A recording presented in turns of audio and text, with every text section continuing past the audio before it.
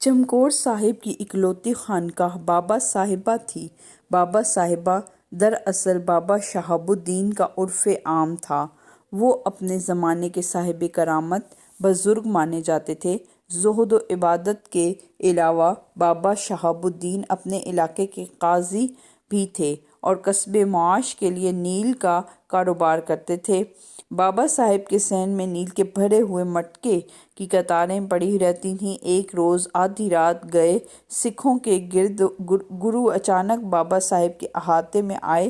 گرو صاحب عالم روپوشی میں جان بچاتے پھر رہے تھے کیونکہ ان کے تعاقب میں سرہند کا حاکم فوج کی ایک بھاری جمعیت لے کر نکلا تھا۔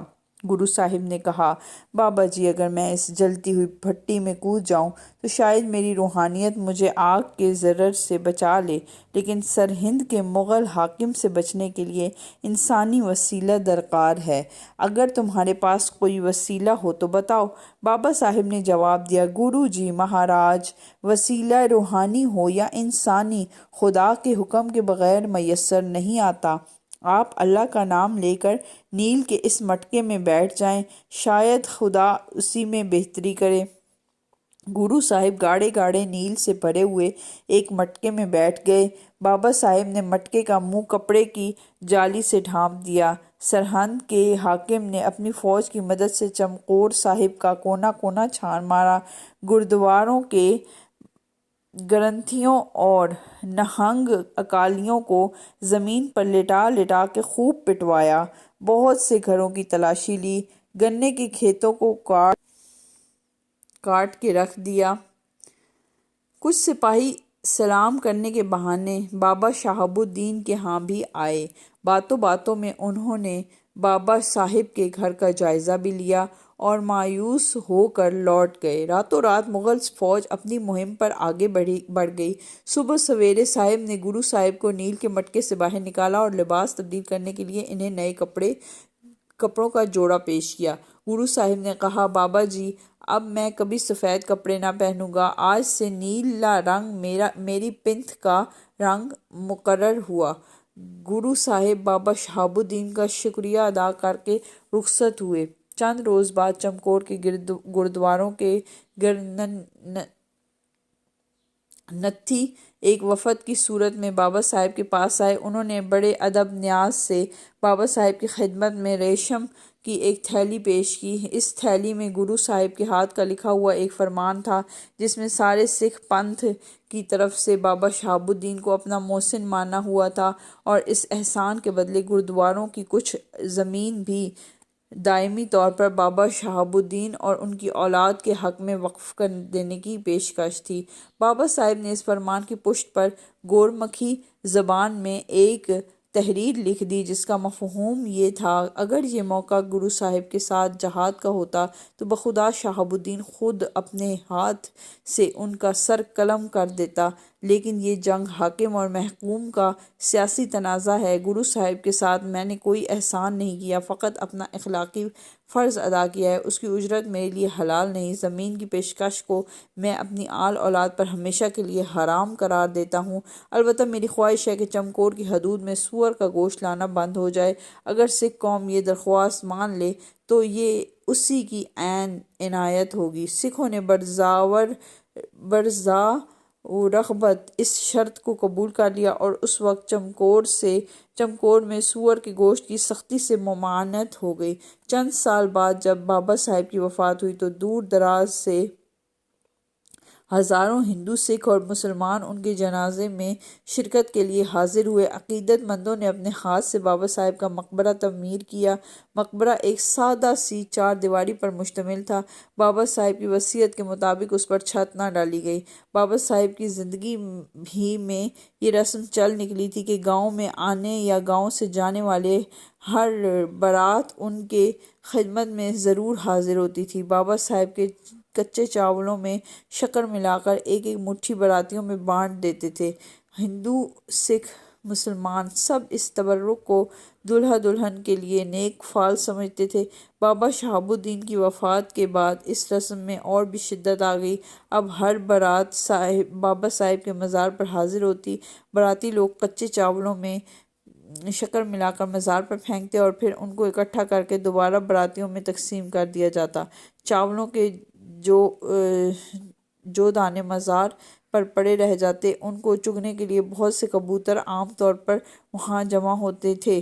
بابا صاحب کے ساتھ کبوتروں کی عقیدت مندی کے متعلق طرح طرح کے قصے بن گئے اور رفتہ رفتہ کبوتروں کو اتنا تقدس حاصل ہو گیا کہ چمکور صاحب کی حدود میں ان کا شکار حرام شمار ہونے لگا۔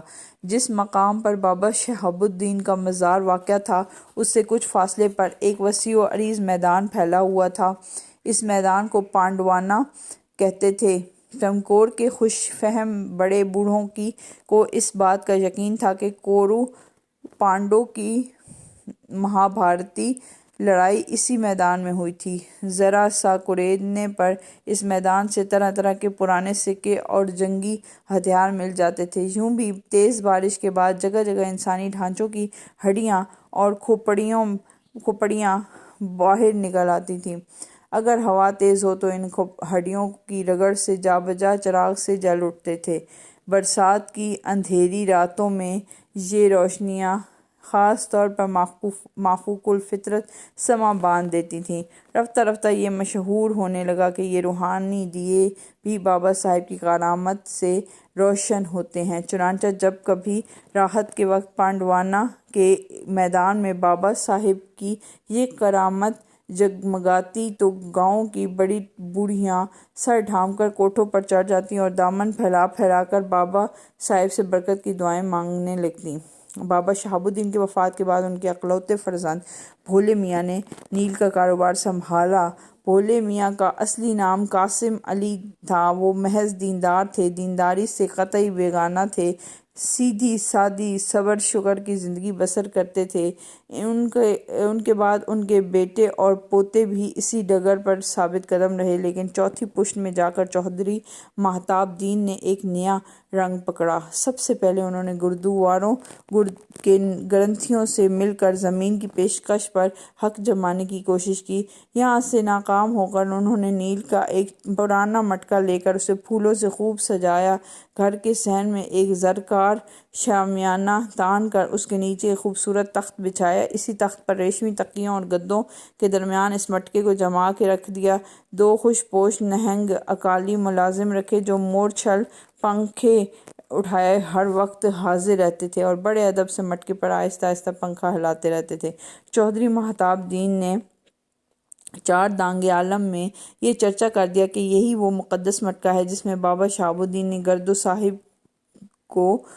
صاحب کو چھپا کے رکھا تھا۔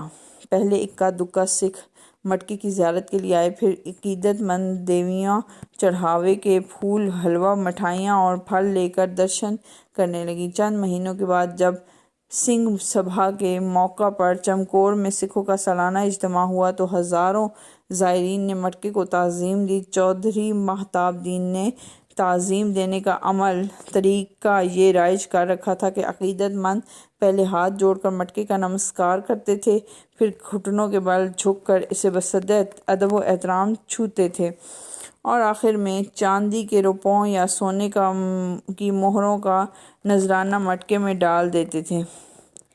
پہلی سنگھ سبھا پر 1500-2000 روپے جمع ہوئے، دوسری پر 5000 اور اسی طرح بڑھتے۔ آخر ایسا وقت بھی آیا کہ سنگھ سبھا کے روز مٹکا بار بار بھرتا تھا اور بار بار خالی ہوتا تھا۔